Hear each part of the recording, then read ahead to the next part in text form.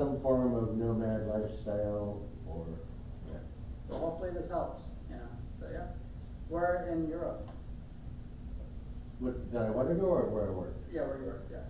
I worked in 2 cities in Germany, but with clients all through Europe. Okay, alright, nice. Do you have any favorite spots, or that you really enjoy? I really like Croatia. Okay, nice, yeah. And I liked Turkey when Turkey was back then. It was a while ago. Yes, of course. The current Turkey's totally changed. Right. I like it, and the Alps, I love the Alps. Okay. But actually, I'm interested in maybe digital nomading in like Spain, or maybe like Lisbon or Madeira. I've Okay. heard good things about Madeira. Yeah. Yeah, they have a lot of good stuff happening there. Or maybe South America or Puerto Rico to start, maybe the first week. I don't know. Exactly, there's so many places to start. Great, so, next. Yep, so my name is Rami. I'm originally from Romania, actually. I lived here in Austin for the last 5 years, and been in Central Texas and the US of that in the last 10. Lived not far from Austin prior to those 5 years. Favorite place I've traveled to, I mean, I actually just recently took a Europe trip, mostly from Eastern to Central. Okay. And there are quite a few cool cities. Italy was nice in some ways. Austria was very nice.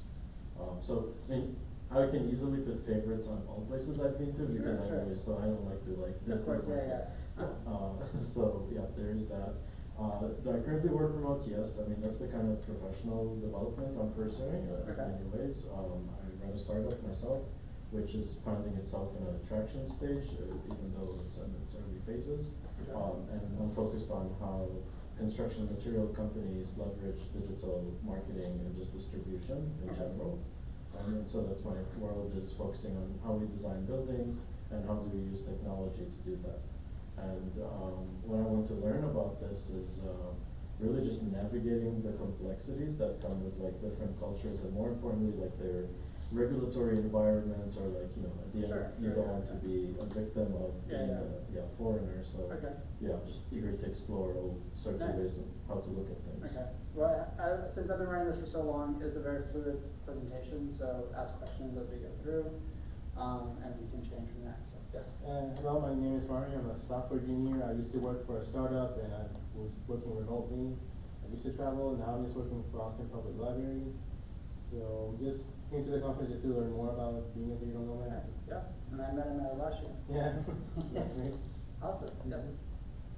Hi, I'm Sam. I'm a serial entrepreneur, and Are you here for Nomad? He's a comedian. No. Oh, okay, alright. I'm here to learn as much from Chris as I can from New York. Favorite place?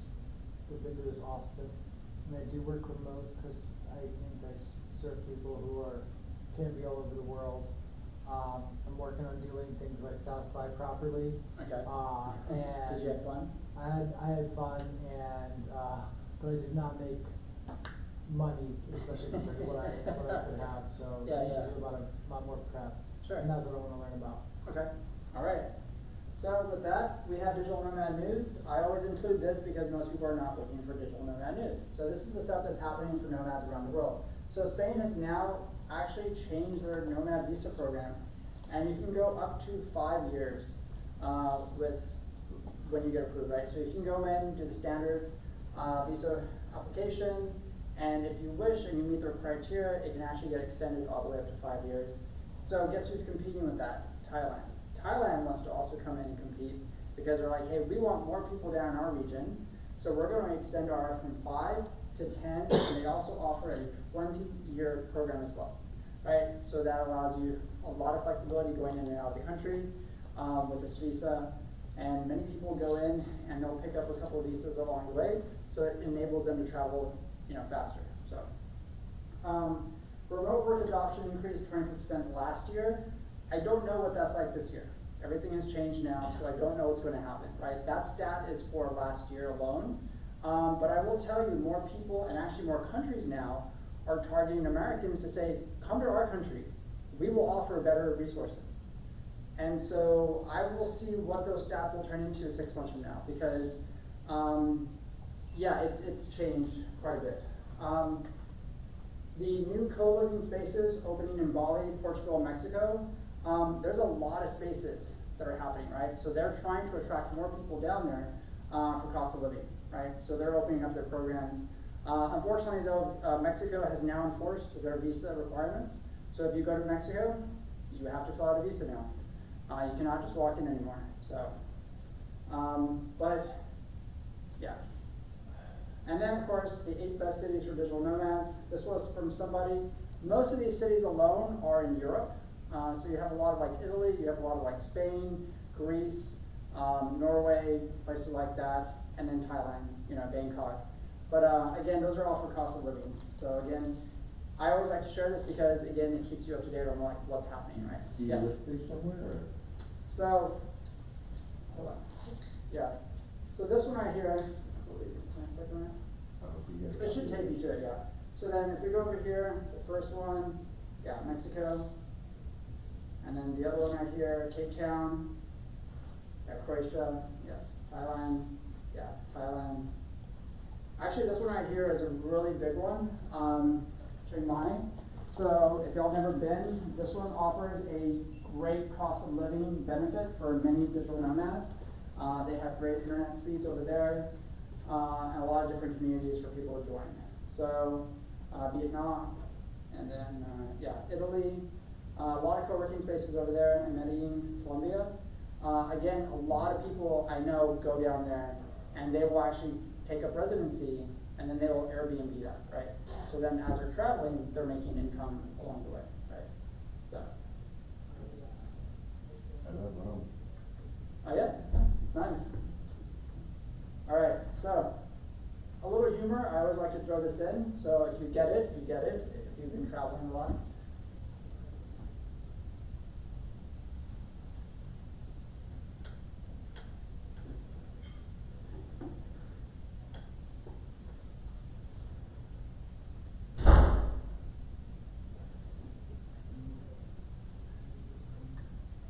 Does every day.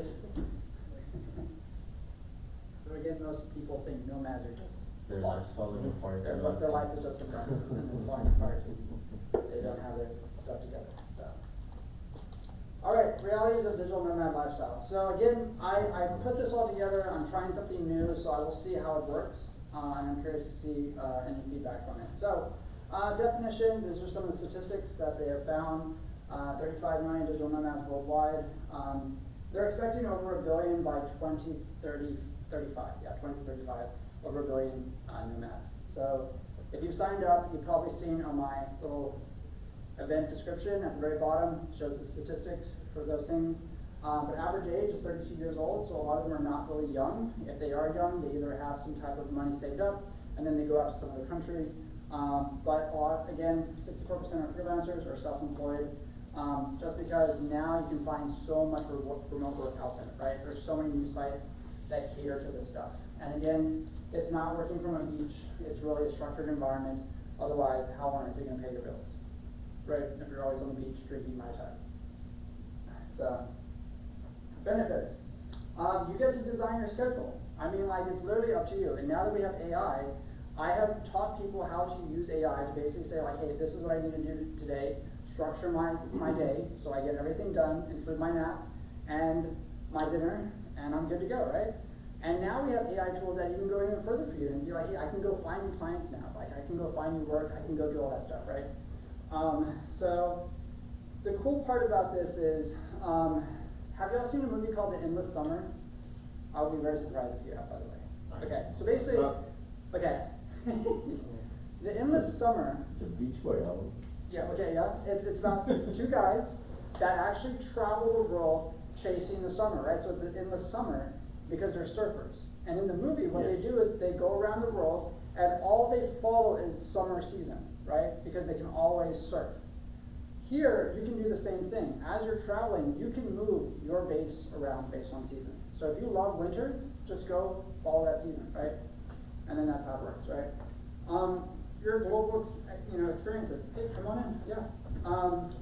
You have a very expanded worldview, and you have an international network, right? If you only live in one city, guess how far your network goes? it's one city, right? But when you start to have connections everywhere, guess what? Now you have more places to crash. Now you'd be like, hey, I'm gonna go over here, do y'all wanna have dinner, right? And then they tell you about things that are going on. So again, financial advantages, geographic arbitrage, earn strong currency, spend in weaker ones, right? That's the thing you want to be aware of, right? And now we have AI to even help you with that stuff. Like, hey, keep track of this stuff. Yeah. That, Yep. following this up, first time I've seen that term, that makes so much sense. I'm a foreign currency trader, so that. That's right. Yeah. That makes even more sense. Absolutely. And now you can use AI to keep track of that even more and be like, hey, can you give me a forecast of where I should spend most of my time given such and such conditions, right? And it can lay out all those things, right? Potential tax benefits with proper planning. So again, we'll get into some of those things later on, but again, depending on how much you work and hustle and do your stuff, you can make a good amount of money. So challenges though. You need a fast, reliable internet, otherwise you can't do your job, right? Most digital nomads need the internet. They need something to manage visa restrictions. Now we have AI tools that can manage all your visa restrictions. There's even apps now for that. If you know Nomad list, there's a program you can go into and it can keep track of all your visas for you, right? So if you go into a country, hey, I entered this country, I did this on this day, and it will actually give you a reminder and everything else, right? So that way you don't mess up. What was that? Nomad list. So Nomad list, Peter Levels, he's the one that came in and created this really cool app and basically website that allows you to keep track of all these like digital nomad stuff. But we'll get into those resources later on. Again, personal challenges, loneliness, isolation, you're always traveling. So it's not like your friends are always going to be around you. You're always going to be making new friends, but those relationships are very fleeting, right? So they come and go, right? Work-life boundary issues, if you're not good at managing your time, you're always going to be on vacation, right? Because it's just like, I got to go explore this, and I got to go look at this, and I need to, oh, by the way, I got to pay bills, And then administrative complexities, right? Like you still have to run your business. You still have to deal with all those things, right? And then healthcare considerations. There's actually companies now, which I'm trying to actually get sponsorship through this, that actually only give health insurance to nomads, right? So no matter where you are, they will cover your health coverage, They do travel, they do emergency, and they do local and international, yes. There's also jet service if you need to get like flown out, Yes, like air ambulance. that's right, yeah. And a lot of those nomad insurance companies deal directly with those providers. Because if you remember Machu Picchu, that whole situation that happened a long time ago where they got stranded, many people were like up a creek, right? But those who had emergency travel insurance, they were able to get taken care of, right? What happened to those who didn't? They got stranded. They got stranded. So, yeah. So success story. So hopefully everybody knows this guy. He actually lives here in Austin. And he comes around every now and then. But again, he's the guy who wrote the 4-Hour Workweek. Any idea how old that book is now? 10 years. 2007 is when it came out. Can we get a copy of this, or should we? If you want, yeah, just let me know. Yeah, and in fact, just put a star by your name if you want a copy, because it is a lot, Okay. Again, I'm trying a new format, and I'm hoping that I can. Then I can focus and not. Yes, I know. But again, that's why I want you to ask questions, right? Like, if you want the slides, I can just send you the slides. So again, he created a system. If you've never read the book, you read the book, and all of a sudden you start to see how he structured his entire nomad experience, right? Like he had remote people, which is what I provide to people, right? Like I help you get your virtual assistant. Then he shows you how to create that system. So a lot of times people will read the book and then come back to me and be like, hey, I want that lifestyle, right? And it's very interesting because he shows you the charts, the graphs, everything, how his life just changed, right? Like when you're getting tons of emails, you don't need to spend your time reading all those emails. Your virtual system takes care of that for you, right? Like you only deal with the important stuff. So now we're going to build a foundation. So how do we get started? Okay, great. Thank you.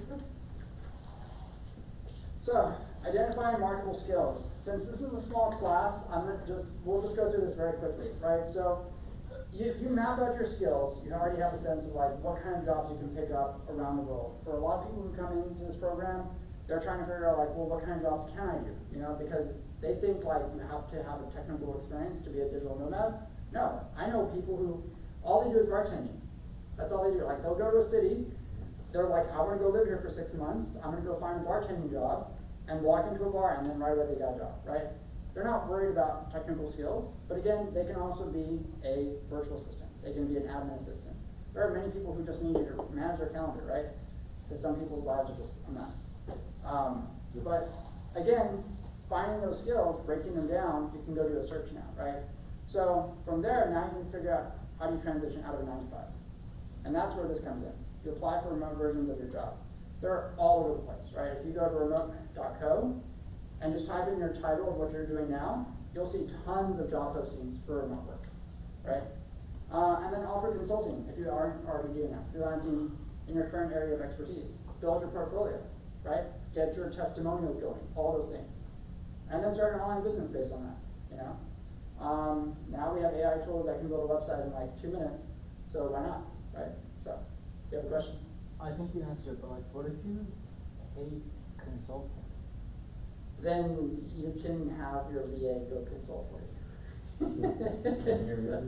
Virtual assistant? I mean, you can, because like there was some person who came up to me and they're just like, I want to apply for data entry jobs. I'm like, okay, but why do you want to do data entry? It's like, it sounds like the easiest thing to do. I was like, why don't you just go hire a VA that does data entry, and you apply for the job and then give that to your VA? And he's like, that's what I'm telling you. And he's like, how many jobs can I apply for? It's like, I don't know how long do you want them to work for you, you know? So, but again, yeah, this is sort of your little model right here that you can follow of how to transition out of that world, right? Because so many people get stuck because the bills just pile up, and they get too scared of like, how will I pay for my lifestyle after that? So skills assessment, basically, it's very simple. You know, what are you good at? What do you enjoy doing, right? I've met many people who are lawyers, right? They're corporate lawyers or even government lawyers, and then they get out, right? So what do they do now? What's a simple thing for them to go do? Start up a law firm, wait, they're a lawyer? Right, but they can just do contract with you, right? They don't have to be in a courtroom anymore. They right? can go charge like $500 per hour after their first 15-minute meeting where they buy you coffee. Exactly, right? Because now you sit down and they can do that anyway, right? Because it's a contract with you. If that's what you want to go into, right?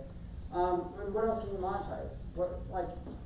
There's a site that I always like to show people. I want to see if y'all can come up with just like simple things.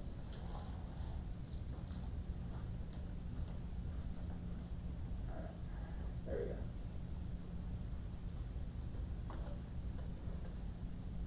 Okay, so this is a simple thing. They changed their website for some reason. I don't know why they do that. Okay, so basically what this app does, you've probably seen it. I put all my stuff on this app, right? And I send you a link, and you have to pay to unlock it. Can you give me 5 business ideas you can use with this app? I recently came across someone who basically made a business model Hey, come on.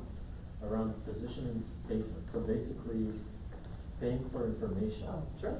So, and essentially, they enable some kind of channel to essentially pitch someone that I have information that really is valuable at this point in time. Obviously, with the research behind it, determining that they're the qualified prospect to receive that.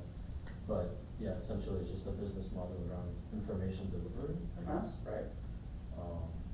But I myself have a lot to learn in terms of making these kind of things lucrative, because my business mindset to like applying it maybe more for a technology product. So in that sense, like I don't know, but that's to answer your question, information, like Sure, selling absolutely. information. Yeah. So can you come up with like just 2 businesses you can run on that? You're close. You're exactly right. But what kind of information? Keep it simple. Don't make it complex. Right. Well, I mean, I would easily start contextualizing it to what I've Okay. All right. gotten into. What would you sell? I mean, in this essence, it might be energy efficiency. So basically, how do you get your energy bills lower, for Okay. example? All right. And people are going to pay for that file?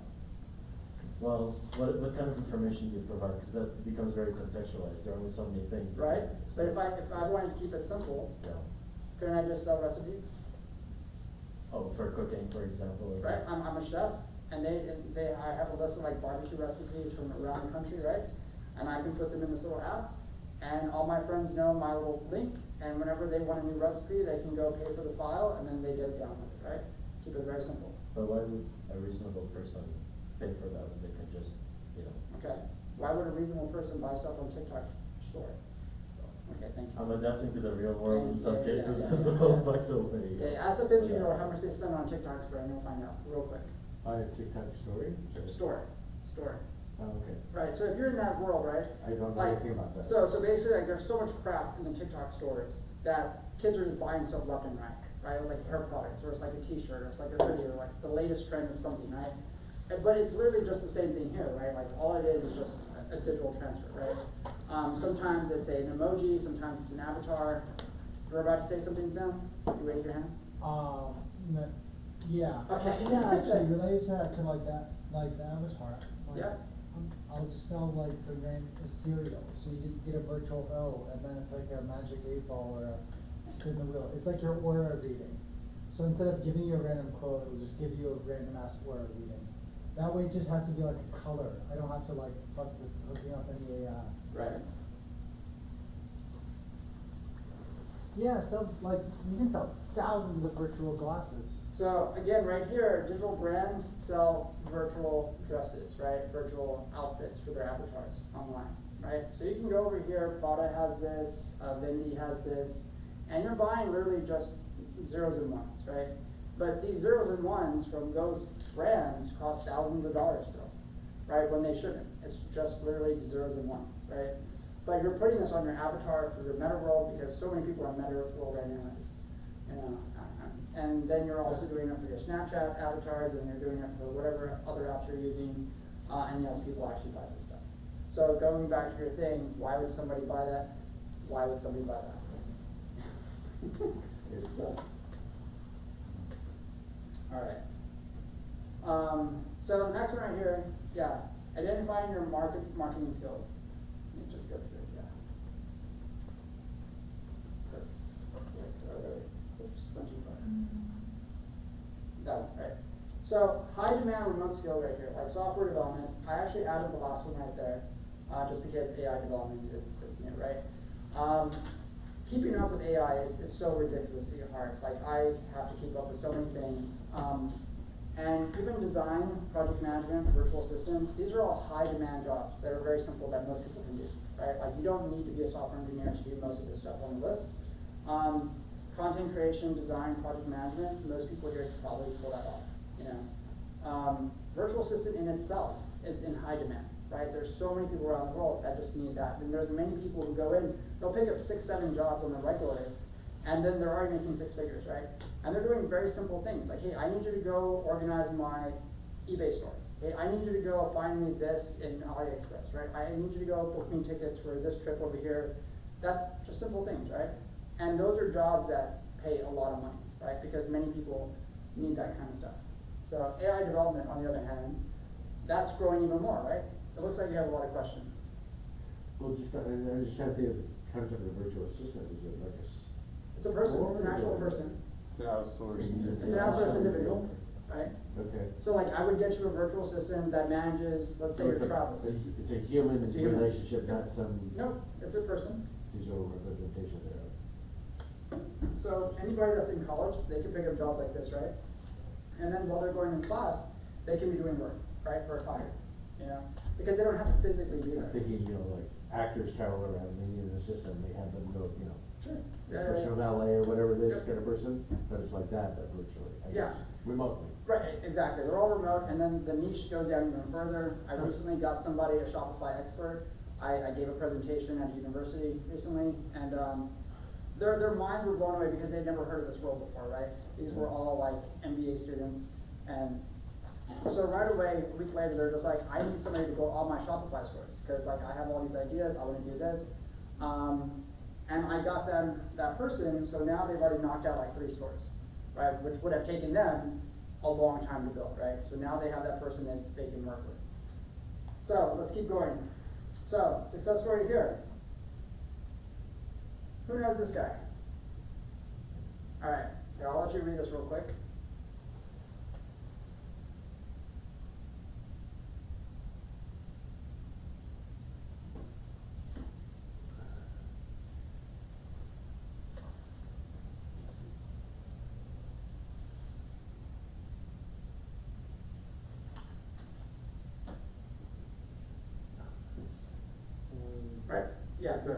after the portion transition, he went to the bookstore. I would recommend the library. Yeah, so basically, like, he went and bought all these books, just go to the library, they're free, you know? Oh, okay. Yeah, that's what I mean, like, you're at the library, like, basically the same books that are at the bookstore, they're at the library, you know?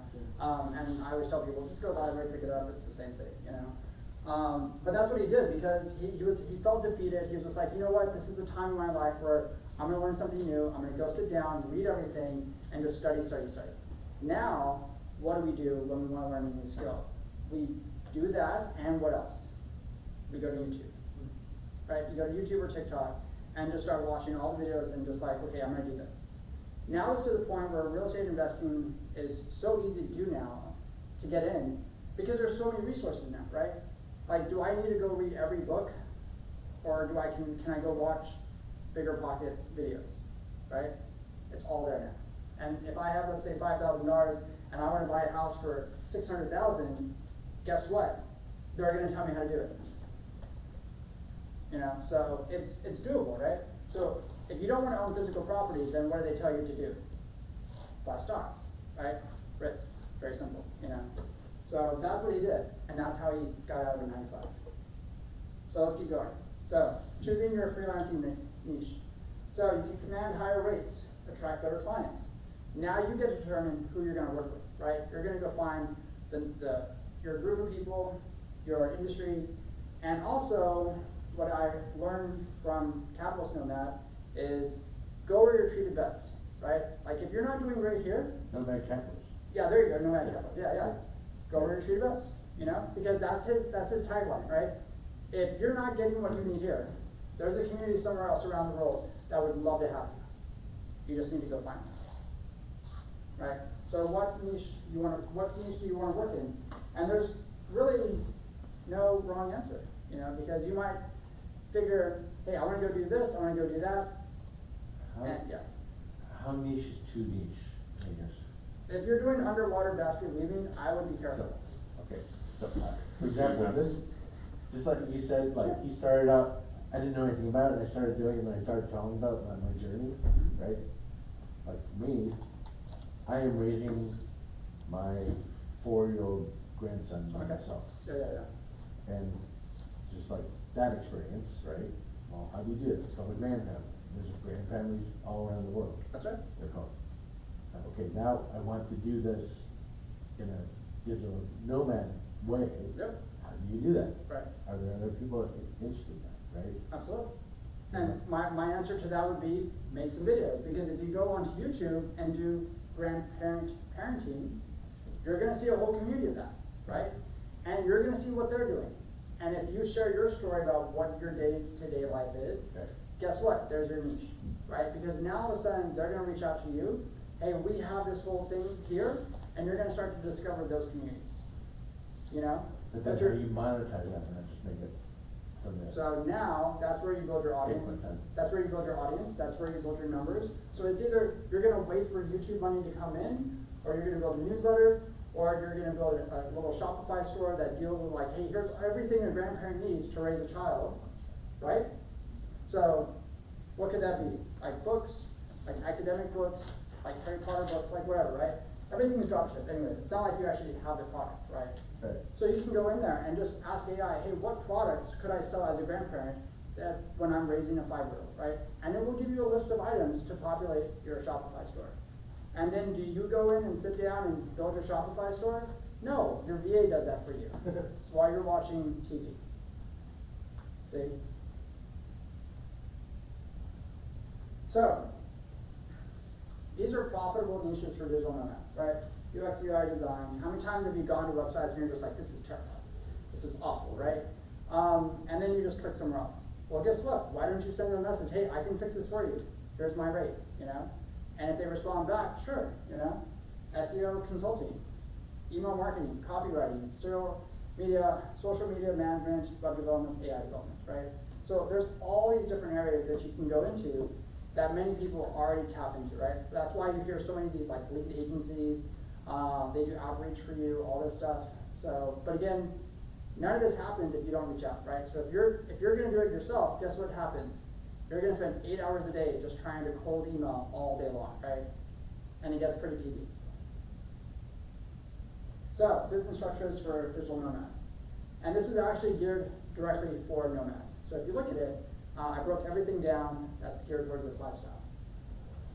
So liability protections, formation, taxation, it's best for international, C Corps.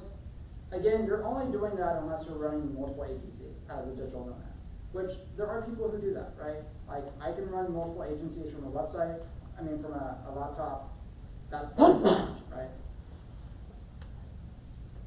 Any questions? I'm sorry, if it's multiple, which one is the best? The bottom. Okay, C Corp? Yeah. So how does this get complicated with, say, in countries where, like, if you're operating, right, and your clients and that source, do complexities arise at that point? Yeah, easily. Absolutely, yeah, and that's why you have a CPA for your domestic, for your US, and then you're gonna have a CPA for the country you're gonna be working from, right? So remember, anytime you're making money in a country on a digital nomad visa, you still have to respect their tax laws, right? And as a US citizen, you're taxed no matter where you are, right? So there's only 2 countries in the world that are taxed based on citizenship, and we're one of them. So if you go to Turkey, you have to make sure you follow their taxation laws as well, if you're making money. If you're on a tourist visa, you have to remember, you cannot work or make money on a tourist visa, or you can get in serious trouble, you know? And I've had that argument with people that was like, well, how will they know? You know what, if you want to play with that law, go right ahead. I don't have anything to do with that, you know? So if we go further, why are LLCs so popular for digital nomads? It's very simple: tax flexibility, less paperwork to deal with in corporations, and can be managed remotely, right? Like your remote teams and all that stuff, right? So Just check with your CPA about single member LLCs versus multi-member LLCs. Could be some catches. Right, and that's where a LegalZoom comes in, or a local CPA, things like that, you know. So again, they will advise you on really what it is you're trying to do. If you're just trying to run, let's say, an affiliate marketing store, it's very different from dropshipping, right? You know, versus consulting. So yeah. And legal tax considerations. This is based again on nomad lifestyle, right? So tax residency concepts, physical presence test. Where are you actually going to be, right? That's what they're looking for.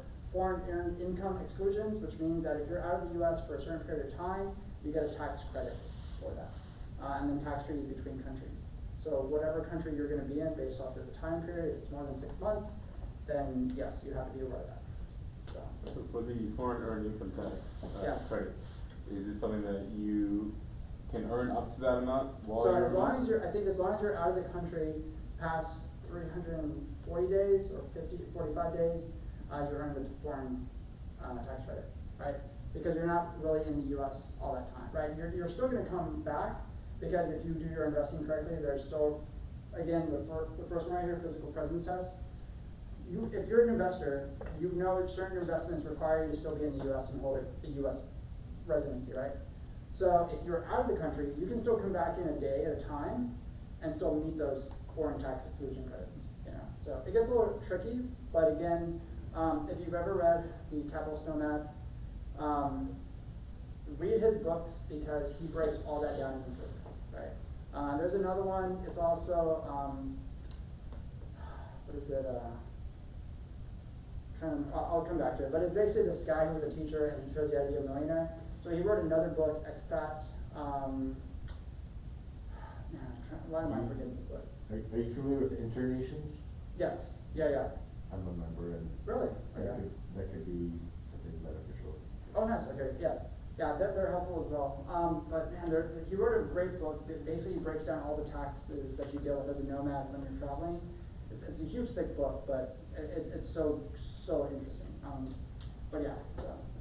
And then of course insurance. Just be aware you're going to need at least 4 different types of insurance as you're traveling. But yeah, you won't really get to that until you really start to deal with it on a day-to-day basis. So.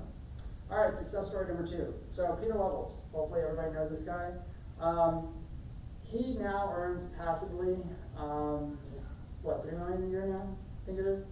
Yeah, it's hard to keep it because he keeps adding on so many. It's because he actively does one thing, it makes like. Of course, yeah, exactly. But you know what's crazy about his websites? They're all the same. He uses the same template for all his websites, right? Which is photo AI. Basically, you upload a photo, right? All your photos, and then it just gives you a professional headshot. And that's it, right? You just pay for that service. You know, very simple thing. He created Nomad list, so it's a very useful site. Basically, it aggregates all this information about different cities around the world. We'll take a look here in a few minutes. And he uses a simple business structure for all his stuff, and he bootstraps everything, right? Like, he keeps everything super simple. Like, he's the anti-startup, if you've ever heard that term, right? He doesn't want employees. And yeah. So, let me see if I can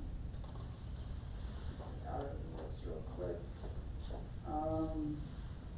Yeah, I'll go. I'm gonna see if I can find his Nomad list because it's actually really interesting.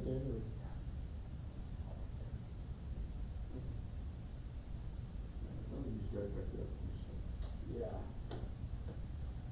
I don't know why. Every time I look at that, yeah. I don't know why he doesn't allow it. Anyways, we're gonna move on. Client acquisition strategies. So, building your personal brand, portfolio development. Where are we in time? Okay, good. Okay. So, personal brand, right here. Website, social media presence, thought leadership content, clear positioning statements. Simple things that we probably already know. There's a lot of other people out there who they create their presence through TikToks, right? They either make their Instagram, or they have some type of website, or they speak at virtual events, or they do guest podcasts, industry blogs, things like that, or share case studies. And yet, any people here have other suggestions for how to get your name out there? Share some of the value to other people and just push it out there. It'll Okay. be natural or organic. You can do a little bit of push marketing for it. Okay. We'll, check it out. Let me see if I can find this guy real quick. He was at UT, and UT student, rental. Are those all tabs at the top right? Yep. I respect that. Let me see. You can make posters and post them up. You can spray wash or stencil chalk. Man, he's good. I remember all that. Yeah, and then I see it when I'm walking in, and I'm like, I didn't do that because I didn't want to get arrested. Or they make business cards for myself, and make business cards for like 3 kind of lawyers in case I got in trouble. Once it's done, call me. We'll talk later. No, they're for like corporate, company, and criminal. Screw that. Let's see if we're doing it here.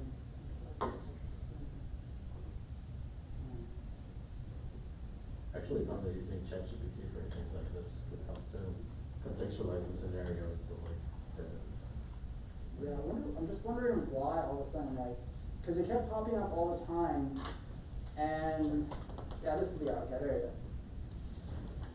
So anybody have any idea like how this all works right here? Basically, like you go to an apartment complex and you buy out a unit, right? So you buy out the lease, and then you take that lease and you Airbnb that unit, right? So that is a thing, and so he was able to figure it out. It is a very complex process. Once he figured out that process, he was able to take that and go to multiple apartment complexes and then just buy out units, right? And then he would take those units and then he would just Airbnb them per night, right? Why do apartment complexes love this? Because the guy just manages it all. He gets That's it all right. cleaned. Yeah, he manages the entire unit, right? Like they don't have to deal with that unit anymore, right? Like he has a cleaning crew, he has maintenance crew, all that stuff. So they love that stuff, right? Because now all of a sudden they get their money up front, the unit's paid for, and they don't care. That's one less thing they have to deal with, right? So within 2 years, he went from starting 1 unit to over 800 units across the US in 2 years, right? And basically, so he was attending University of Texas at Austin, working towards a joint bachelor's degree in business administration and finance, and he was trying to figure out like, hey, how do I pay for this stuff, right? So he found this rental arbitrage business. He figured it out, sat down with a lawyer, built out the tax structure of his business, all those things, and then he went to work and he had so many calls with so many apartment complexes, and because he couldn't get his pitch down correctly, it took him a long time, right?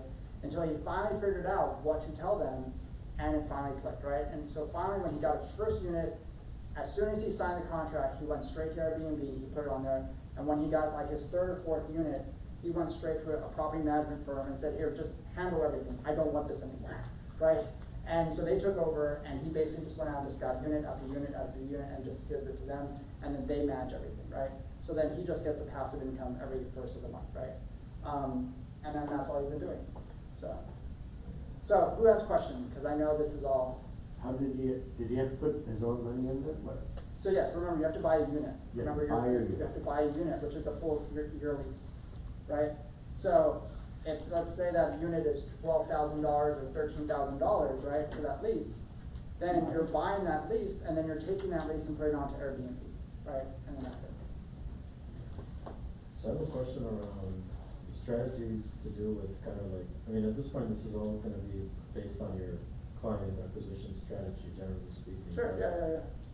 You know, as you prospect where you want to be, and then kind of set your mind, like, okay, maybe I want to be there for a certain amount of time, however you set your financial goals. Yeah. So how do you consider an approach to, I guess, I'll see you later. it's not about de-risking, but more so improving your probabilities to securing, say, maybe a certain financial flow.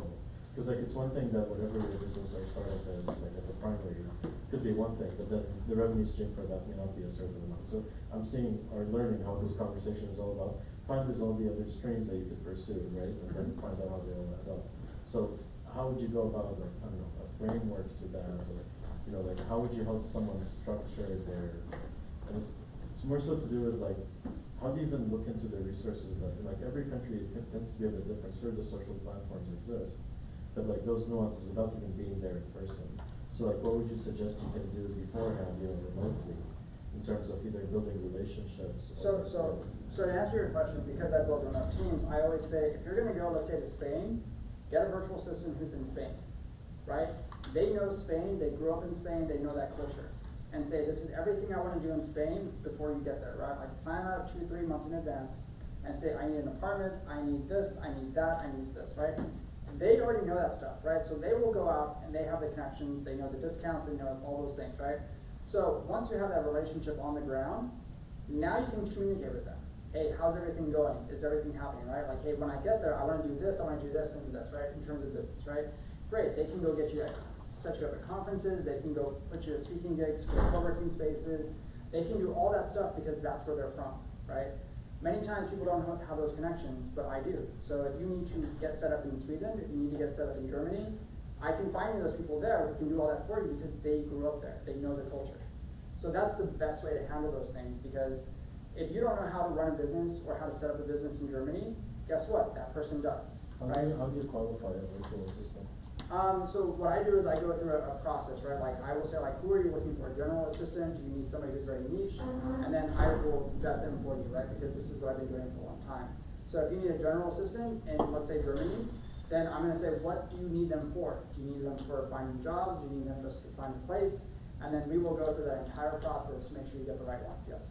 So if what took us an hour or two to do, that would be like, if it took me 2 hours or 2 weeks or like maybe 2 months to meet 10 or 15 people and figure out like the functions that you need and how to describe them.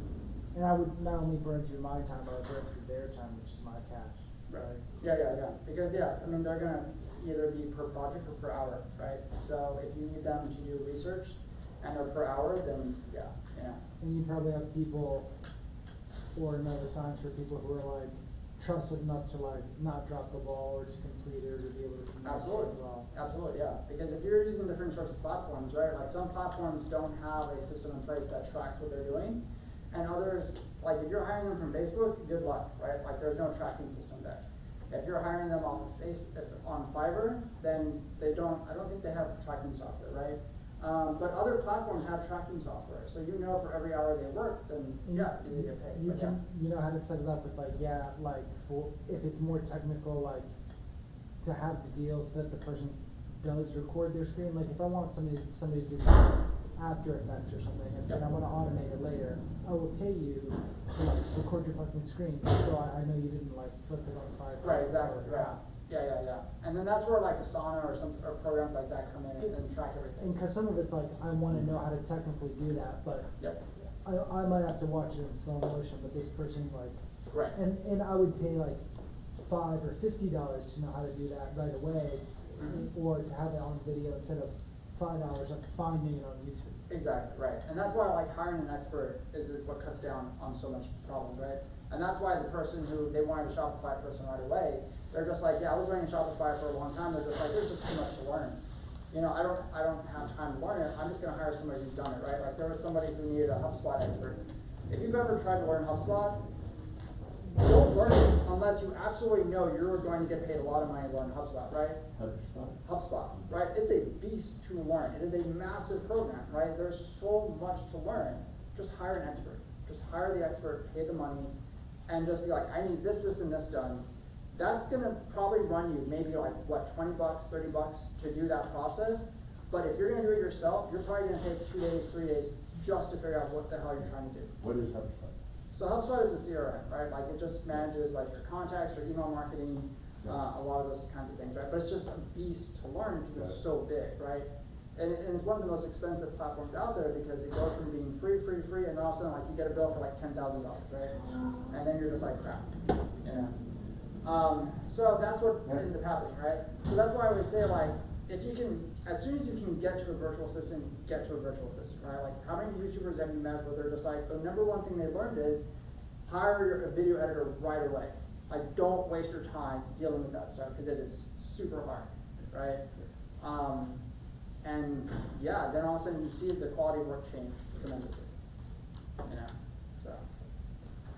But as you're doing all this stuff, you're trying to build your portfolio, right? You're trying to showcase like what you're doing. So if, let's say you are a HubSpot expert, right? But you don't actually touch HubSpot because your team actually runs HubSpot, then what do you become? You're just the sales guy. You're just the image. Or as they call it today, you're just the rapper, right? That's it.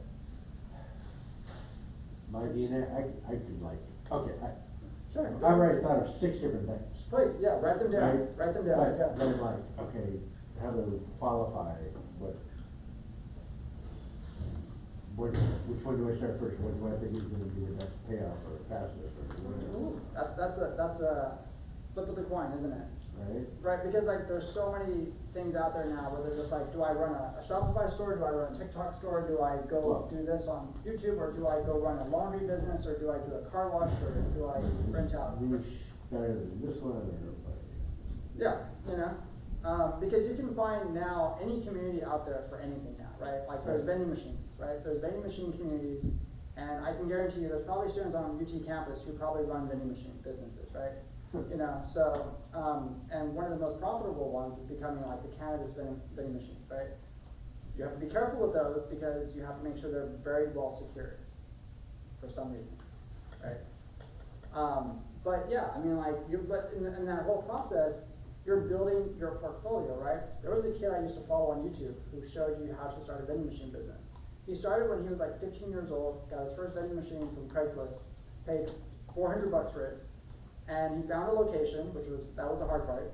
Once he did that, he learned, I just go to Sam's, I buy all my stuff, I restock the machine, and then I just collect the quarters, and then I'm done for the day, right? And he just does that. And then, but the thing is, he took his phone and recorded the whole process. And then all of a sudden, what do you think happened? Exactly. His numbers went up. Hey, dude, can I pay you to teach me how to do that? Right, now he's the expert. So, that's what ends up happening. So, online platforms for finding clients, right? So you have nodesk.co, you have remote.co, you have workingnomads.com, remote.com, and these are all different types of jobs, right? So if you want enterprise level, if you want simple, like I'm gonna go pick up a job for 3 days, these are the kinds of places to go, right? Freelance marketplaces, Upworks and Fiverr, there are many, many young guys who go onto Upworks, they'll create an agency profile, and then they will go and hire the people on the platform to work for them, right? And then they will be like, I run a website design company. And so they go out and then they pick up every job that gets posted, and then they go back to Upworks, and then they hire the website developers to go do those jobs they picked up, and then they quote them for a different price, right? But those website developers only cost like what? $4 an hour, $6 an hour, but they're charging like, you know, $3,000, $4,000 for a project. So, and here's a breakdown.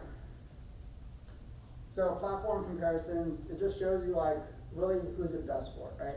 So if you're going on there as just like an everyday person, as a nomad, which one should you be focused on, right? So if you go to remote.co, these are a lot of professional roles in Fortune 500 companies and international businesses, right? You're gonna have salaries, you're gonna have probably like all kinds of benefits if that's what you're looking for, right?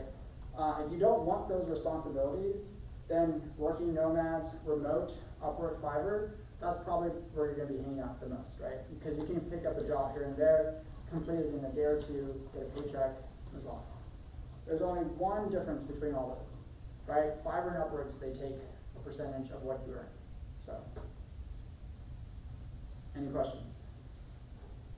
What's your perspective on, I mean, and just out of curiosity more so than anything, but like, you know, the whole process for job application to, you know, vetting people and so on. So how are companies around the world, you know, facing this higher demand now, remote workers looking to seek work and stuff like that? So like what I'm thinking more is like, how do they go about, you know, their whole application process at this point and things like that? Have they adapted in any way? So many companies now are starting to use AI. Problem is AI is still flawed in those processes, so you don't know what's being rejected or what's being accepted. But it's fundamentally the same, it's just faster. It's just faster, right? Like it's going through and just looking at a profile scheme, right? So then now you can go through and just go, there's several guys I know who have automated the entire onboarding process for people, right? So they sell like these $5,000, $10,000 packages that basically go from posting the job online to vetting all the applications, to interviewing the people, to hiring the people, and then onboarding the people, and that's what they're building out using AI, right? That entire process.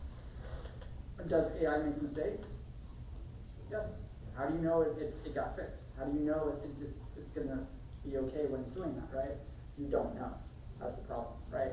We're not at a level yet where AI is completely perfect, but people want to still be on the cutting edge, so they're still buying that stuff, right? The problem is, if you're applying for those jobs and you happen to be the one that hallucinates when it looks at your application, you get screwed.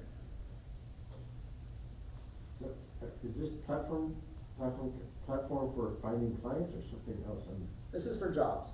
jobs? Right, Okay. right. Like if you're a nomad and you're looking for work to support your travels, right? So you're going to go to platforms like this, and you're going to sign up for a profile. And all these profiles have thousands of job postings every day, right? So. But they all work with people, like, is there any change in sort of how they see, say, Here, let's go look at one real quick. Okay. Yeah, so that way you can see what I mean. Alright, so if we go into here, this is the bigger one for enterprise, right? So if I go into here, these are the types of jobs that recently got posted, right? This is salary level work, right? You're going in here, and clinical registry specialist, this is from this company, yeah. So again, these are not simple jobs, these are full-time jobs. So, but they're remote, that's the best part. So they can be done anywhere.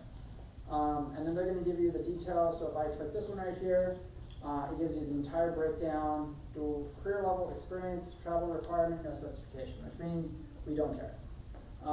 Remote in Ohio, employee type, part-time.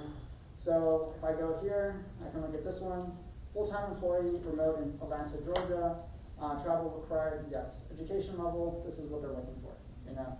So again, there's tons of options if you want this kind of work. And you can look for different places. I can search Italy, I can search California, Canada, all these different types. And it just shows me, yeah, private bank wealth advisor. That sounds fun. And this is hybrid experience, no specification, education level, bachelor's, undergraduate degree, and you're only getting paid 77 Gs. Yeah. Is this one of the top ones, or is there like, I assume there's overlap with LinkedIn and? Oh, absolutely. Yeah. I mean, again, this is only really for remote stuff, you know. So if you know you don't want to be in an office, this is where you should probably spend your time. But again, you're only gonna be here unless you want a full-time with benefits and things like that, right? If you're not looking for that stuff, don't hang out on the site, you know? What I'm finding, if it's helpful to, like, at least for the industry that I'm focused in, I'm finding that there are more and more job boards now that are specialized to the industry. And the founders of these job boards too, they're putting in a lot of work to make it easier for the employer to actually like diversify what these roles are for the talent. Mhm. And it seems to be like a much more direct way, and employers look at that a lot more. Yeah, absolutely. But Yeah. at the end, I would more so be interested in kind of understanding what are these businesses really looking to solve with hiring these people to begin with. Sure. So like in this way, I'm just kind of like interested to see. Like, Yeah. you know, And so you have things like flex jobs, which they're not permanent jobs. These are just jobs you can go in, they'll probably only be there for about 6 weeks, maybe a couple of months. But it just gives you enough leeway to, like, let's say you're a student, you're only gonna be around for like 2 semesters, pick up a couple of jobs here and there. You're good until the summer, until you go do something else, right? Who here has ever heard of this site? I used to use this when I was in college. It was a lot of fun.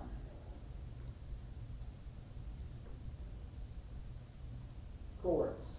This site I think is so cool, right? I used this a long time ago, right? And basically what it does is it finds you like just cool jobs around the world.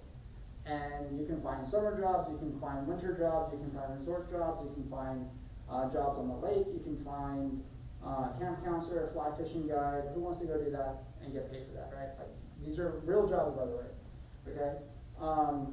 And yeah, I mean, there's a lot of summer camp job postings right now. If you ever want to go work in a winter lodge up in like the north and feel like all nice and cozy and whatever, there's tons of jobs for that, right? So let me see how they break it down again. So find a job, if we go by seasons, we can pick seasons, right? Like I want fall jobs. So right now there's 453 job postings for the fall. Is US focused? It should be. Let me see what it's doing. Why is it not responding? It's not doing its job. Oh, there it is. Alright, spring jobs. Alright, so these are all the things right here. So if you want to go work in a retreat center, if you want to go work at Ted Turner Reserve, Delaware North at Shenandoah National Park, I don't know if that's a thing still. Restaurant staff. Again, they will literally, you apply, you'll more than likely get the job, right? Because they're cool jobs, right? And how many people know about this site, right? And I used this when I was, in college, so it was a lot of fun. And I worked at a summer camp. Best experience ever, right? You get fed so much food every day. It is ridiculous. It's so ridiculous. But yeah, Appalachian Mountain Club, Squire of the Grand Canyon, National Resort, dock representative, buster, sales associate. Why not, right? Like these jobs aren't permanent unless you say you want to keep working there, but yeah.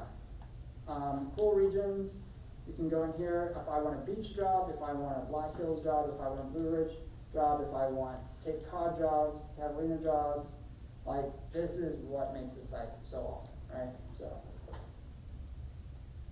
But again, that's why platforms like this help out. But again, being a nomad, if you use Coolworks, you can find all kinds of stuff and travel around. So if you're trying to build your stuff, then obviously you're trying to figure out like, okay, direct outreach and networking, cold emails, nomad communities, virtual networking. Join as many digital nomad communities as you possibly can, right? Because then that will get you into like, hey, who's doing what, who's going where, what's happening, because you can find some amazing opportunities. So again, if I show you this one right here, Nomad Cruise, right here, basically, you can go live on a cruise ship, right? But here's the difference. This is not a vacation cruise ship, right? This is you're here, you're working cruise ship, right? There's conferences, there's workshops. The best part about these cruise ships, though, is they dock in different parts of the world, right? So what they do is they will dock in a port. They'll be there for like 5 or 6 weeks. That gives you enough time to go into the region, build your network, find new clients, get back on the ship, and then you can go to another port, right? And then you do the same thing all over again. That all of a sudden, your network explodes, right? Because now all of a sudden you're finding different places, you're learning about different communities, you're growing your network, you're finding more clients, you're building your business. And more than likely, somebody on that ship probably grew up in that region, And so when you get off, they know that they're, because they grew up there, right? So, so the next one's coming up, France to Greece, and then US to Australia. Right? So that's what makes these trips so interesting, right? Because again, you're not on vacation, your cabin is literally just your apartment, right? You're there to work, you're there to build your clients, you're there to, make money. And roughly what's the cost? Let's find out. Trip details. Say what's the catch? What's that? Did you say what's the catch? Cost. Oh, Yeah. So, let's see here. Typically, $250 deposit. If you want inside cabin, so outside cabin, balcony. And then that's what you're paying for that whole period, right? So again, this is a much longer period than a typical cruise, which is like, what, 5 days, 7 nights or something like that. That was a week or two, or what, how long? So if we go back. so you pay to work for them? No. Oh. So remember, you're a nomad. This is like an apartment on a cruise ship. Oh, right. So if we go back to the dates right here. You could be working for the cruise ship. Right. Yeah, So same work yeah, ethic. right. So if you look at the US to Australia one, that's from October 12th to November 9th, right?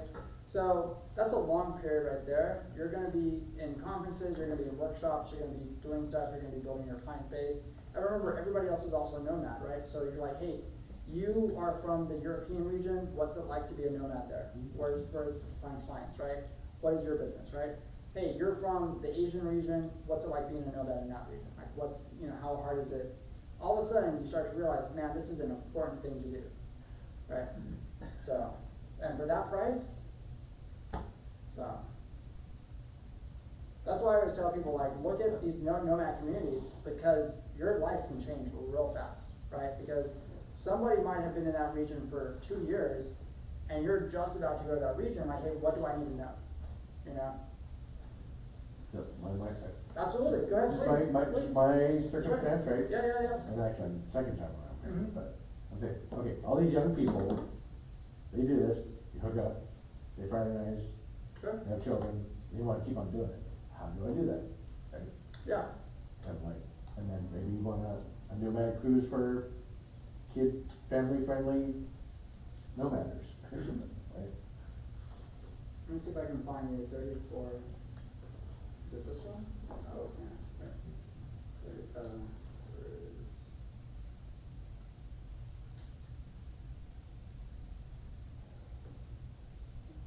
30. And to make sure I understood this, these conferences and workshops happen on the cruise? Yes, or- yeah, they're on the cruise, yeah. There it is, yeah, there it is. Okay, so this guy right here, he was a lawyer for the government, and so he did a lot of litigation, things like that. He's like, I'm done, I don't want to do this anymore. And so he booked a apartment on one of the cruise ships, 1 year on a cruise ship. What's it like to be on the cruise ship, all this stuff, and he breaks down that whole experience, right?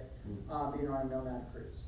And then you can go in there and watch, but he also shows you, like, how does he build his business? How does he get clients? How does he, work with individuals? Because again, he was a corporate lawyer, so he knows this stuff inside and out. So what do you think he does now for work? He mentors younger lawyers, right? How to get promotions, how to deal with litigation cases, how to prepare for briefs, how to do all these kinds of things. He gets paid a lot of money for that now, right? And he travels and he does all those kinds of things. So, in terms of YouTube numbers, it's very low. In terms of YouTube money, he makes a nice living, right? Because not only does he have a good audience, but he has the audience he's looking for, which are nomads, right? And he has the audience which are older individuals that want to know, like, hey, I'm transitioning out of my corporate job, how do I make that move, right? And that's what he helps people with, So, oh yeah, dental tourism in Thailand. If you don't know anything about like healthcare in Thailand, it's so amazing. So, but yeah. And Turkey. Yes. All right. So if we keep going right here, pricing strategy. So how do you kind of figure out how should I price myself? Hourly rates can depend. Like you can go from 50 to 150 or to 1,000 an hour. There's a guy I will show you. Where is it? SAT tutor, 1500.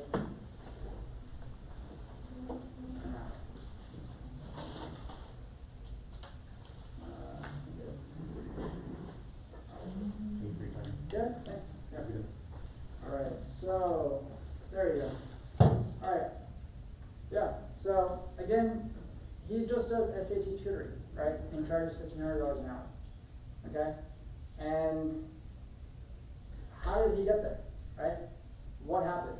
Well, the thing was, he just started charging like $300, $400. Hey, I can guarantee 300-point increase. Families were just like, yes, please help my child, right? He's like, okay, well, I'm having too many people sign up. So he kept raising his prices. Well, it did the opposite. He got even more business because people were just like, man, you must be really good if your prices are so high. And he kept getting more and more people, and finally got so high, he was just like, he had to bring on more tutors. So he now runs other tutors that do the stuff, right? But yes, that's what he does. So then if we keep going further right here, success story number 3. This was a guy, Irish polyglot, language learning expert. So if you've ever met people like this, they can pick up languages like nothing. And he wrote a book, fluent in 3 months. And from there, he built his audience, right? He started to post videos about what it's like to learn the language real fast. And from there, he built a brand, right? And now he travels, and he shows people how fast he picks up languages. Remember, this was a guy who was struggling as a language teacher making money. Because most of the time, teachers don't make a lot of money, right? But they get into a job and they think like, man, I have so many bills, I have all this stuff, how am I going to do this, right? So they get stuck in that job. Not realizing if they're going online and posting what they're doing all these things, they're building a brand, building an audience, guess what? All these new opportunities come your way. So, digital nomad hotspots. Let's take a look. So, if you look right here, organized communities, nomad list, data-driven city rankings, Wi-Fi tribe, remote year. So let's look at Wi-Fi tribe real quick, right? So Wi-Fi tribe, they're pretty popular. This is another community that you can join, and they put on different programs throughout the year. And so you can go in, find your people, see what they're up to, and you can go on trips with them. They'll do group trips, and they'll do smaller trips, right? So then this way, again, it's like Nomad Cruise, except they're not on a cruise, but they do travel groups, right? So they'll go into different regions, they're all nomads, they all run different businesses, and all of a sudden you start to expand your network even more. And again, they are a tribe, a community that travels together, right? So if you're trying to find a group that's going into Eastern Europe, they will help you find that group.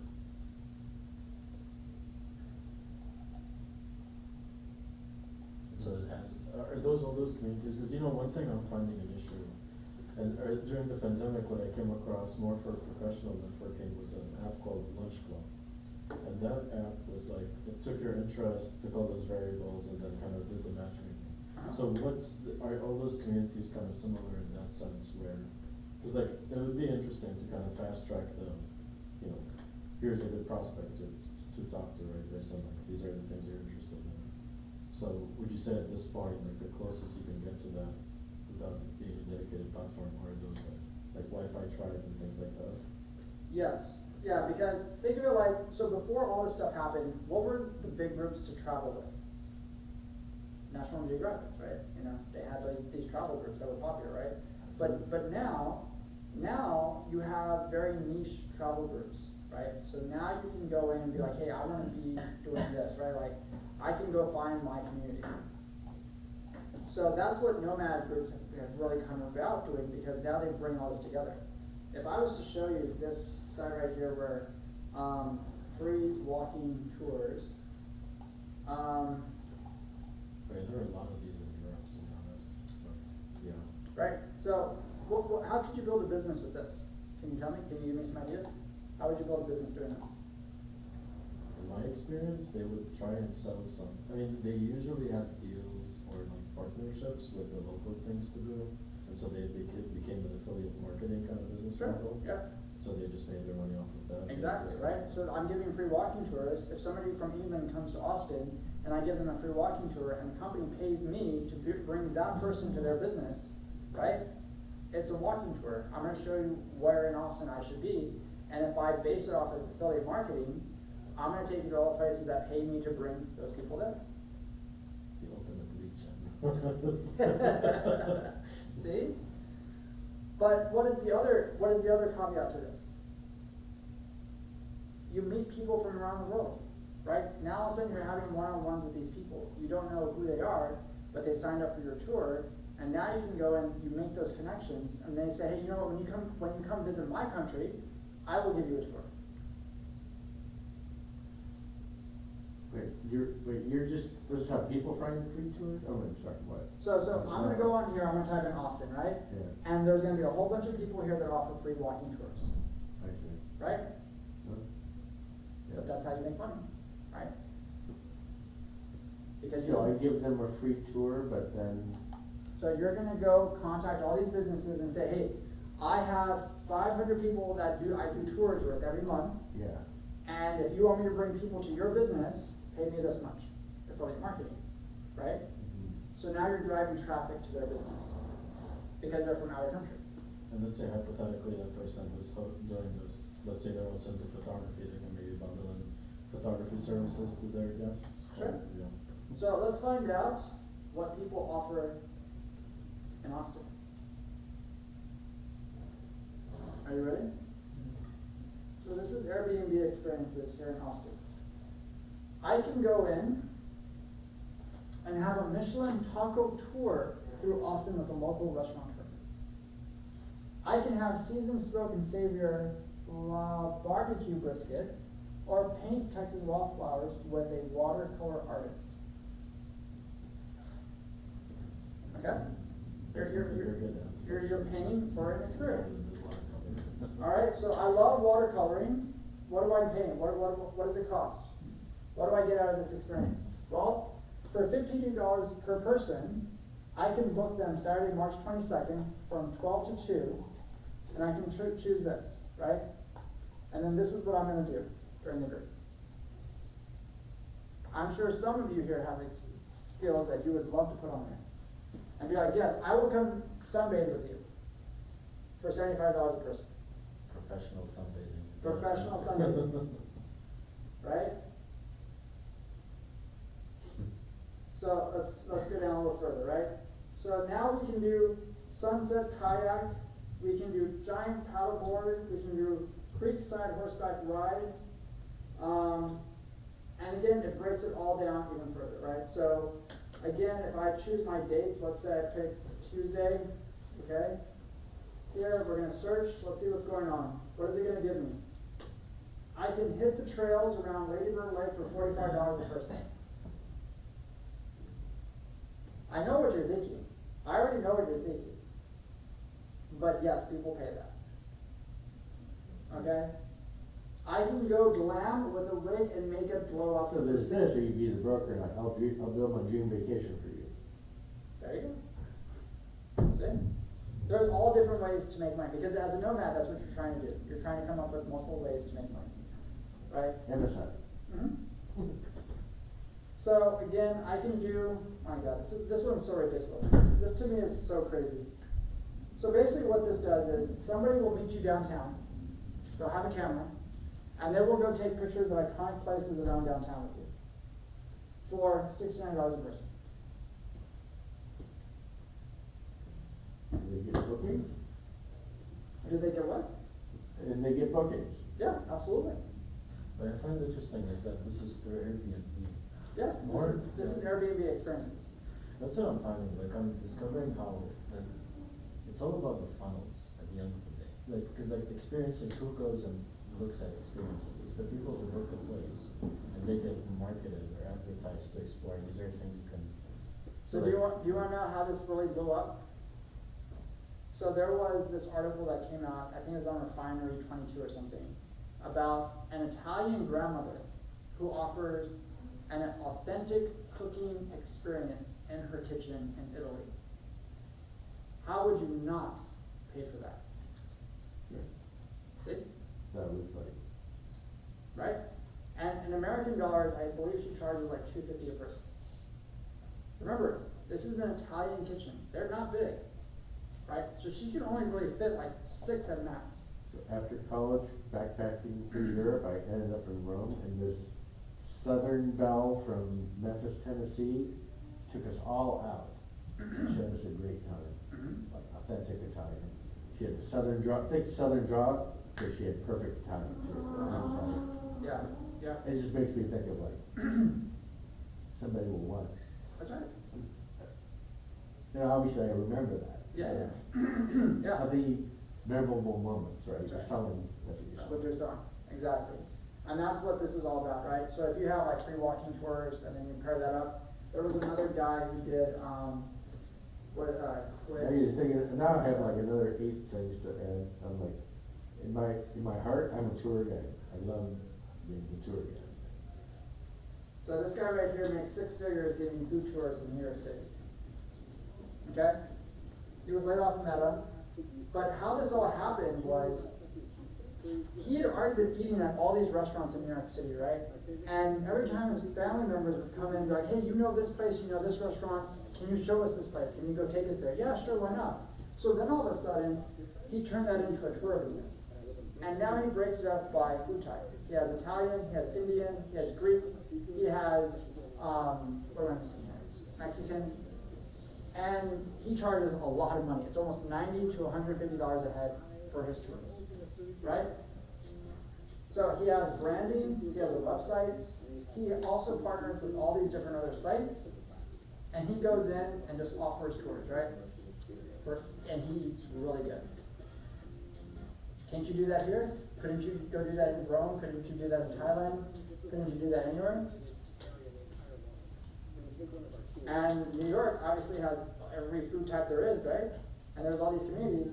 So when I was studying his stuff and I went to his website and everything, again, it's a very simple business model. People book first time, he shows them the tour, tells them what to buy, what not to buy, the best things to eat, and then all of a sudden you start to see like, man, this is why this guy has such great reviews. You know? So if you did something like that here in Austin, and you, let's say you did, I want to show you all the best sushi places in Austin when you come visit, right? For $100, we will go do a food tasting. So that's what these communities are all about. So if we go a little further, now we're going to find our co-working spaces. What are we looking for? Reliable access, popular places, WeWork, Selena, if you're down in South America, CoHub, Thailand, and obviously you want portable Wi-Fi devices or VPN for security. Because again, once you get co-working memberships, that opens up even more opportunities. Just like here at Capital Factory, you're going to meet a ton of people going on, right? So that's what you're also looking for, because whenever you get to a new city, go find a co-working spot. Hey, what is there to do? Where should I go? So, another story. So, this is a couple. They left their traditional jobs to travel in an RV, and they documented everything, right? And they put it on YouTube, they put it on TikTok, Instagram, and they offer their services for podcasting, filmmaking, online courses, and they realized that they could just build their entire lifestyle doing that. You know? And is that okay?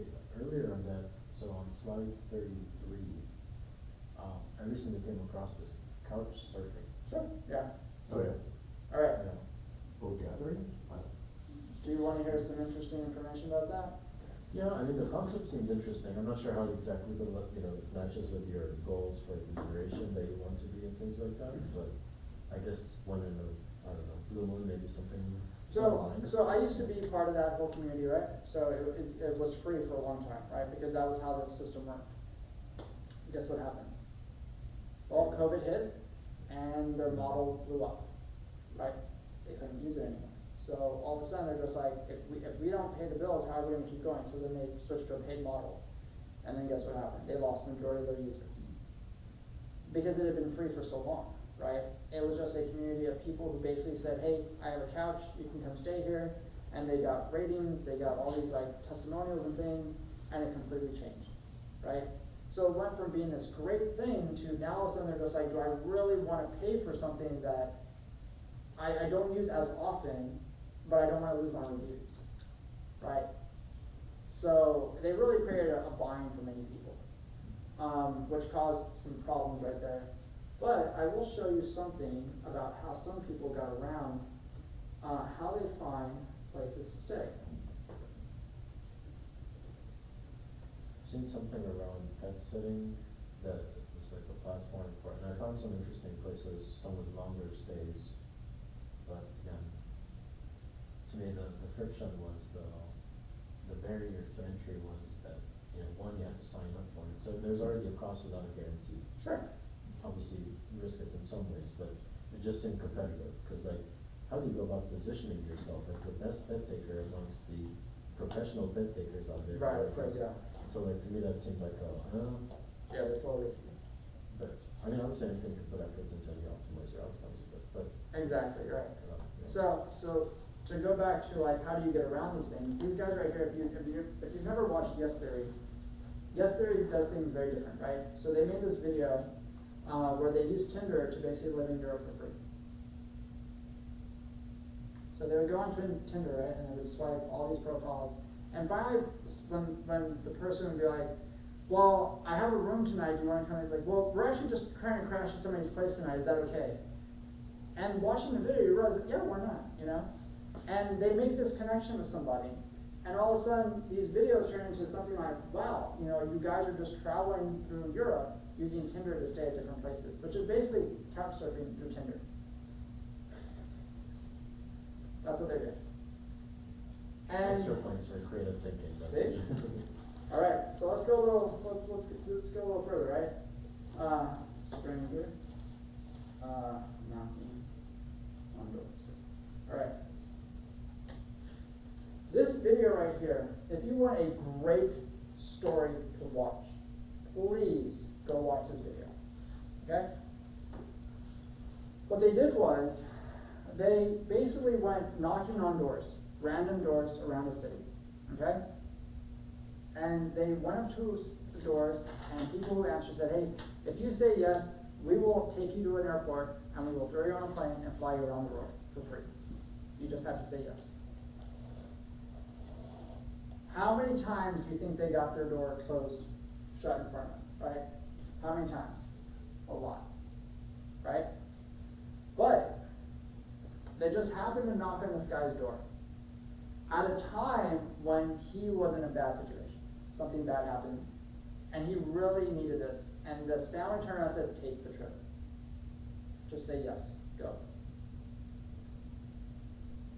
When you watch what these people do, it will remind you there are still good people out there. Because he really needed this trip, and he needed to be reminded that there's still good people in the world. And he ended up in Africa with a GoPro documenting his experience in a place he thought he would never be. Right? And that's what Yes Theory does. Yes Theory goes in and says, if you just say yes to so many opportunities, your life will change. Right? So, I tell people that's one of my mantras. I say, something will come up, I'll say yes, no, I go, the rest is details. so this one right here was 5 years ago.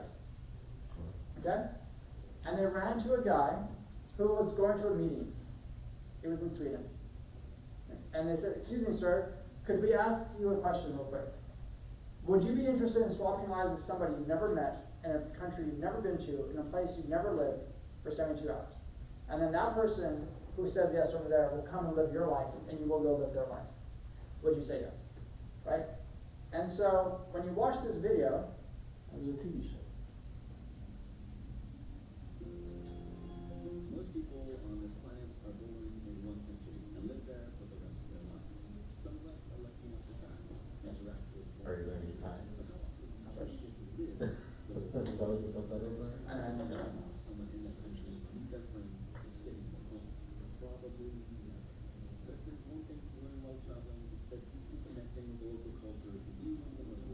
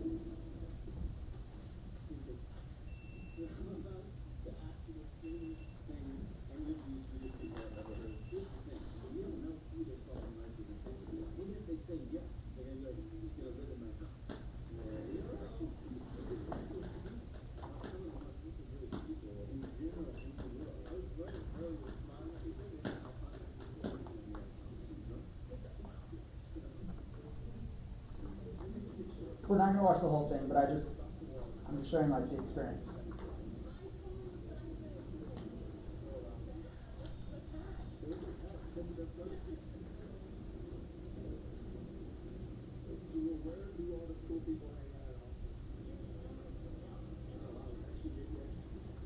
This is before AI.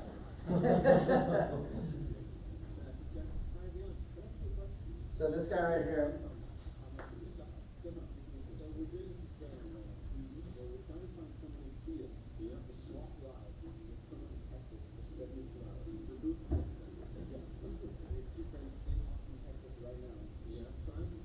Okay, something about his look says that he's kind of been wanting to go to Texas for a while. Have you heard that?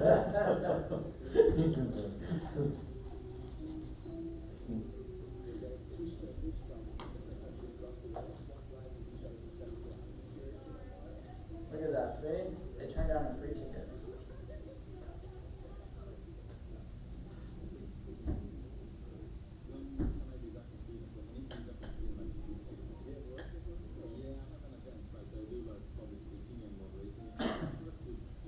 And just look at how many subscribers he has. So I will tell you, if we jump further, 7 years later, the guy right here that they just met will eventually go work for ESA. And then he will repay that favor and go do that to somebody else. It is a great video to watch because he wanted to always repay that favor for these guys to change his life, because if they had never met, he would still be doing the same thing, the routine, right? So this is what traveling does for you, right? It exposes you to different communities, it gets you out of your routine, and it introduces you to different places. So we have just like maybe a few more minutes, so I want to kind of, so this is basically just like how you build a remote team. Signs you know you're ready when you're turning down work, working excessive hours, tasks are outside your expertise, and you start to realize I need to build a team, right? So you start to figure out, do I want contractors or do I want employees? And they obviously have different tax benefits. But types of teams you're looking for, virtual assistants. You can get email management, basic customer service. You can get project managers. You can get specialized contractors, designers, developers, writers, marketers.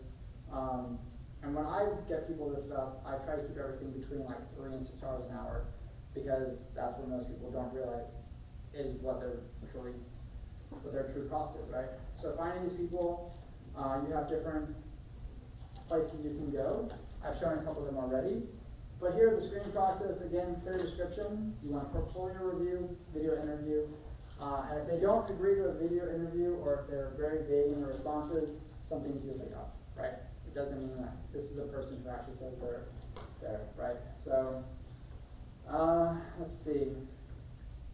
I'm going to jump to book recommendations just because we're short on time. But these right here are some classic ones. Atomic Habits, Digital Nomad Handbook, and I also have Digital Nomads for Dummies. If you've never read this, it's really good. It's very, very good. I enjoyed it. Do you know Kristen? I do, yes. I watch all her videos. Yeah, I got that too after Really? following her traveling with Kristen. Yeah. And then there's another one. Did you ever read the book Catch Me If You Can with Jessica Namago? Yeah, she's the only black woman who has visited every country. And then I'm going to show you some other ones, which is the New Tourist, the travels and perils of traveling today. Like just things to know about when you travel. That sometimes if you don't travel as much, here are the people who've already been doing it, just to keep you aware, right?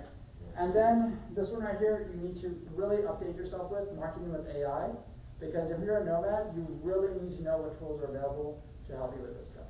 So marketing with AI is a good one. This one recently also just came out. And I hope so, because if it's outdated now, oh no, it's like from 2005. Oh yeah. Those I read that book already too. And then who went to South by? Great. Who saw this book at South by? Really, they were giving away these things on every corner in South by.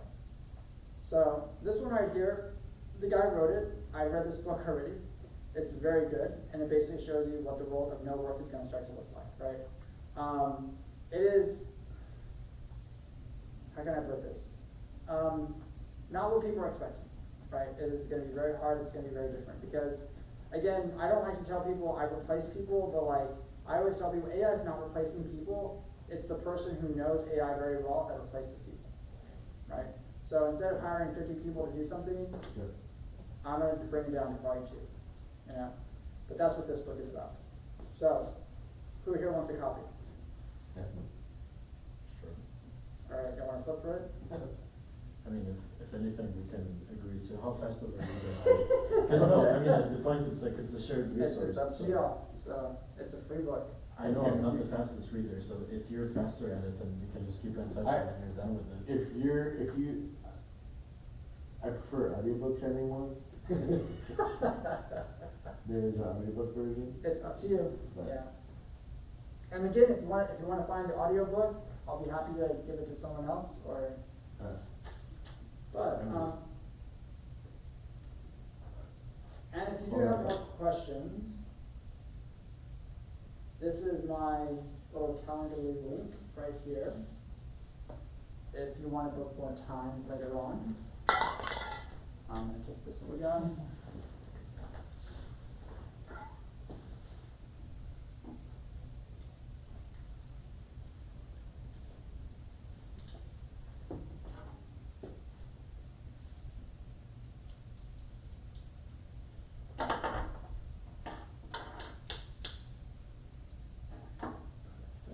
And then, if you don't mind, I don't have a coin, Russian bro. Right, Craig, yeah, that's fine. and if you don't mind, I would appreciate a little feedback. I have a little form right there. If you want to scan that on the screen, then that just tells me like what you like, don't like, what can be improved. So you got a calendar? Oh yeah, yeah. So yeah.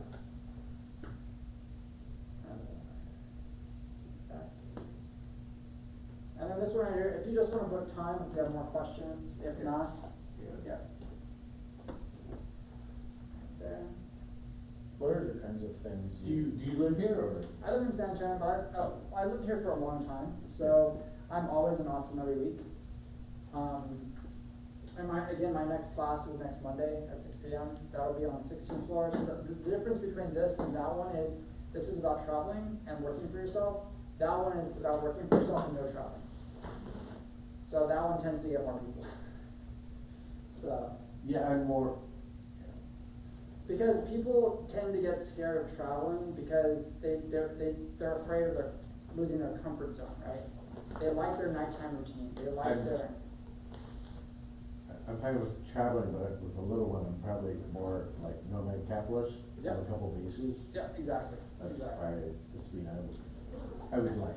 And so that one tends to just be a lot more crowded. That one's on the 16th floor. It's a bigger room. What's it called? That one is the rise of one-person businesses. Yeah. So if you've ever read the book, The $1 Million One-Person Business, that book came out like 7 years ago.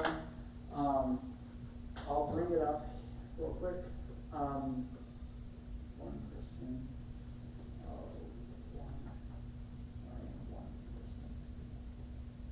And this is the book I read a long, long time ago, right here. That's the book I based the other class on.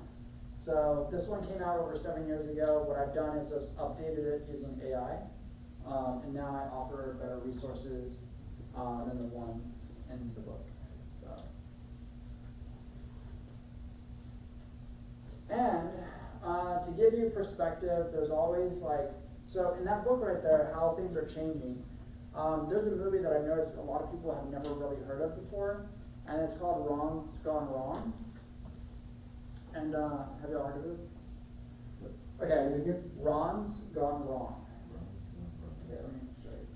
So the reason why I tell people about this movie is It because sounds familiar. Ron's Gone Wrong.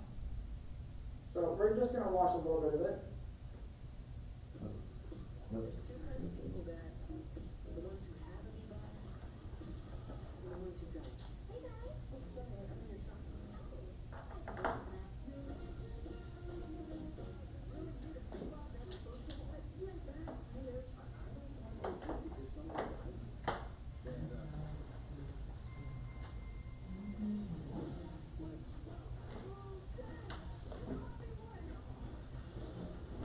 why I show this is because in this movie, every kid has an AI companion.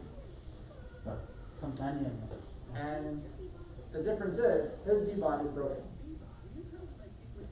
Right? And that's what makes the movie so funny. But the reality is, in the future, kids are going to have robotic companions, right? Because robots are coming. You know, so this is very much a highlight of like what's coming. Unfortunately, most people have no idea this movie exists. This movie's been out for about, what, 6 years now? What's that movie where everyone's just obese because they're just sloths? Wall-E? Was that Wall-E? That was Wall-E. Yeah. Wall-E was like 2002, 2003. That's what I think. Yeah, no, it absolutely is, right? But the thing is, this right here shows you like, this is what's coming, because kids don't want a phone in their hands, they just want something that follows them, right? And so robots are coming, and we have companions for that now. So I just wanted to show that right there, just because like, you have a kid, I'm sure he would love to watch this, because again, it is a hilarious movie, it is so funny. It's animated. And it's animated. And that one, the one that has a sequel now about feelings for kids. Which one? It's about feelings, kids. What's the name of it? It's animated film, and it's about. It's about different kids having different feelings and being able to express your feelings. It's really. And is it on Netflix or is it on? It's. Mainstream, I forget. I don't know what the name is. I think, wasn't Yeah, it called sequel. Inside? Was that? Inside. Inside Me or something? Inside? No, I think it was just Inside. Maybe it was just Inside. Yeah. Then Inside 1, Inside 2. Yeah, that sounds about it. Yeah. I only saw the first one. I didn't even. There's a sequel.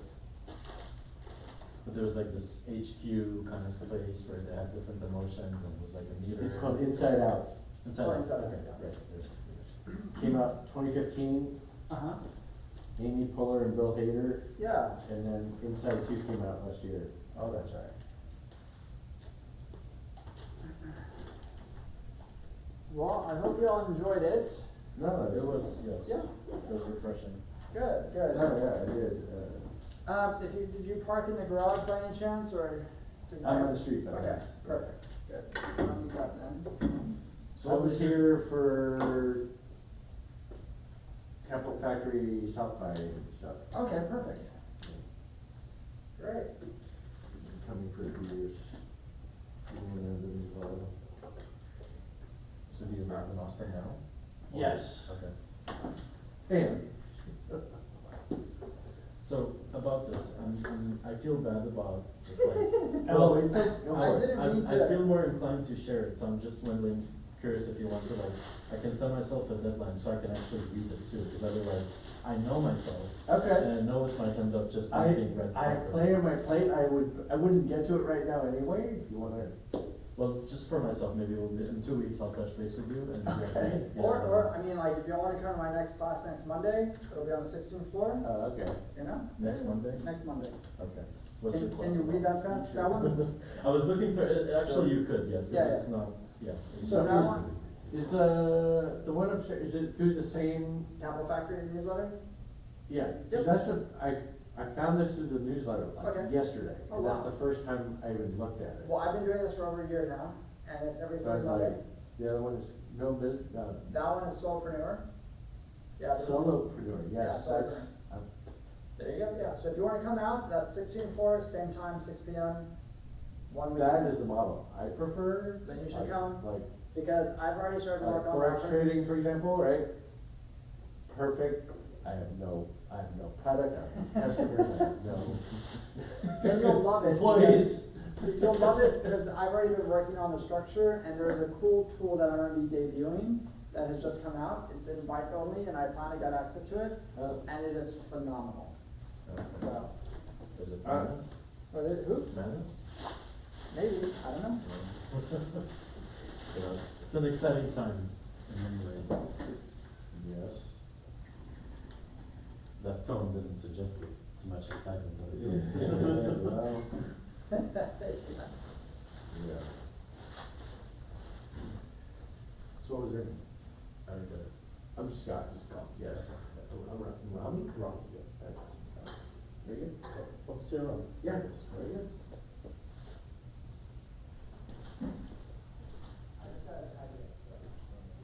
Very good. Absolutely, yeah, thank you so much for coming, please tell anybody else. Yeah. Yeah. Have a good Monday. Yeah. Cool. Yeah, just trying to remember your name. Oh, yeah, absolutely, yeah. Very good. Thanks. All right, thank you so much.